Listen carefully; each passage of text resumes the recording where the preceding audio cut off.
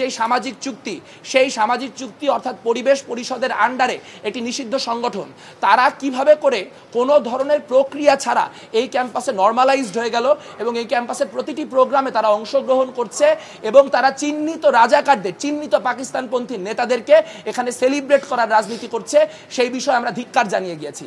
আমরা বলতে চাই যে ছাত্র শিবিরকে যদি নরমালাইজ করতে হয়, ছাত্র শিবিরকে যদি ক্যাম্পাসের রাজনীতিতে ফেরাতে হয়, তাহলে এই প্রক্রিয়ার মাধ্যমে বারবার প্রতারণার মাধ্যমে তা করা সম্ভব না। আমাদের কাছে গত 12ই আগস্ট যে লিয়াজো কমিটি, সেই লিয়াজো কমিটি বলে গিয়েছিল যে 90-এ প্রত্যাখ্যাত দুই ছাত্র সংগঠন অর্থাৎ ইসলামী ছাত্র শিবির এবং আপনার ছাত্র সমাজ এই দুটি সংগঠনের ব্যাপারে কি করা হবে তা পরবর্তী মিটিংগুলিতে সিদ্ধান্ত গ্রহণ করা হবে। কিন্তু আমরা অবাক হয়ে দেখতে পেয়েছি এরপর লিয়াজো কমিটি বলেই আর কোনো কিছু এক্সিস্ট করেনি। তারই ধারাবাহিকতায় বারবার করে বিশ্ববিদ্যালয় প্রশাসন আমাদেরকে শিবিরের সঙ্গে মিটিংয়ে বসানোর চেষ্টা করেছে এবং আপনারা বারবার লক্ষ্য করবেন যে কেমন করে প্রত্যেকবার ছাত্র শিবির কোনো পলিটিক্যাল বিপদে পড়লেই এমন কোনো একটা পরিস্থিতির উদ্ভব ঘটানো হয় যেই পরিস্থিতিকে কাজে লাগিয়ে ছাত্র শিবিরের সঙ্গে বাকি সংগঠনগুলির মিটিং করিয়ে ছাত্র শিবিরকে নরমালাইজ করার একটি রাজনীতি আমাদের বিশ্ববিদ্যালয় প্রশাসন করে থাকে। এবং এবার আমরা দেখতে পেলাম আপনাদের কাছে মিডিয়ার ফুটেজ রয়েছে, আপনারা সাক্ষী, আমাদের বিশ্ববিদ্যালয়ে যিনি প্রক্টর তিনি প্রত্যক্ষভাবে টিএসসিতে দাঁড়িয়ে গত 36শে জুলাই অর্থাৎ 5ই আগস্ট বলেছিলেন যে যারা চিহ্নিত রাজাকারদের ছবি এখানে টাঙালো তাদেরকে ক্ষমা প্রার্থনা করতে হবে এবং তিনি বলেছিলেন যে তিনি তার জায়গা থেকে পরবর্তী 2 দিন এই প্রোগ্রাম করার ব্যাপারে নিষেধ জানিয়েছেন।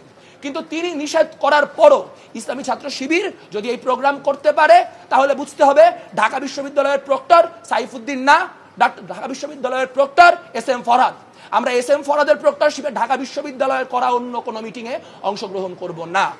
বারবার করে তারা একটা জিনিস নিশ্চিত করছেন, তারা বারবার করে বলছেন যে তারা গুপ্ত রাজনীতি করেন না, কিন্তু তাদের কাছে যখনই টক শোতে আলাপে যেখানে খুশি তাদেরকে জিজ্ঞেস করা হচ্ছে যে কেন তাহলে আপনারা আপনাদের যে তথাকথিত ভলেন্টিয়ার টিম বা ওই টিম সেই টিমগুলিকে প্রকাশ্য করেন না, তারা তখন বলেন ছাত্র শিবির আপনাদের মত অনুযায়ী রাজনীতি করবে না। এটা এক ধরনের ধৃষ্টতা। তারা নিজেরা ছাত্রলীগের ভিতরে অন্তর্ভুক্ত হয়ে দীর্ঘদিন বিভিন্ন অন্তর্ঘাতে যুক্ত ছিল। আজ তারা বামপন্থীদেরকে বলতে এসেছে যে তারা কুসুম কুসুম বিরোধিতা করে রাজনীতি করছে। আপনারা ছাত্রলীগ আমলে SM ফরহাদ, সাদিক কায়েম তাদের ছবিও দেখেছেন, মেঘমল্লার বসু, মাহিন আহমেদ তাদের ছবিও দেখেছেন। আপনারা সেগুলি বিবেচক, আপনারা শেষ বিচারে সেগুলি যাচ করবেন। কিন্তু একটা কথা স্পষ্ট করে বলে রাখা দরকার যে কোনোভাবেই কোনো ধরনের গুপ্তবৃত্তির সঙ্গে যারা জড়িত তাদেরকে পলিটিক্যাল স্পেস দেওয়া যাবে না। কারণ তারা সাধারণ শিক্ষার্থী নামকে ব্যবহার করে যেরকম সাধারণ শিক্ষার্থীদের যে রাজনৈতিক এজেন্সি সেই এজেন্সি নাই করে দিচ্ছেন, একইভাবে আমরা দেখতে পাচ্ছি তারা কোনো পলিটিক্যাল প্রবলেমে পড়লেই সাধারণ শিক্ষার্থীর নামে তাদের নিজস্ব মব লেলিয়ে দেওয়ার মধ্য দিয়ে বিশ্ববিদ্যালয় প্রশাসনকে নানা রকম কাজ করতে বাধ্য করছেন।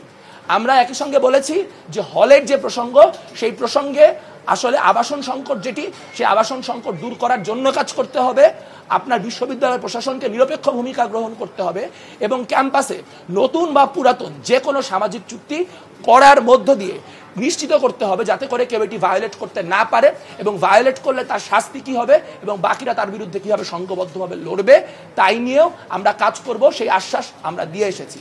তবে একটা কথা স্পষ্ট যে 71 এবং 24-এর গণহত্যাকারী যেই সংগঠনগুলি, গণহত্যার পৃষ্ঠপোষক, গণহত্যার উত্তরসূরি যে সকল সংগঠন, তাদের সঙ্গে কোনো ধরনের নেগোসিয়েশন